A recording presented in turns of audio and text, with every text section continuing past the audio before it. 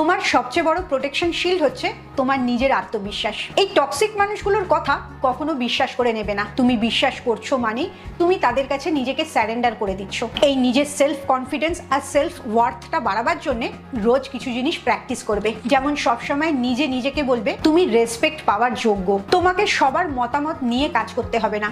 তুমি কোনটা ঠিক কোনটা ভুল সেটা খুব ভালো করে বোঝো। তোমার ভালো থাকাটা তোমার কন্ট্রোলে আছে। অন্য কারোর ব্যবহারে বা কথায় তুমি ভালো বা খারাপ কোনোটাই থাকবে না। তুমি নিজের ভেতর থেকে তোমার ভালো থাকাটাকে বার করবে এবং নিজের জন্য ভালো থাকবে। যেমন কেউ যদি তোমাকে বলে তুমি এই কাজটা করতে পারো না বা তোমাকে দেখতে ভালো না, তুমি তার কথাটা বিশ্বাস করে নেবে না।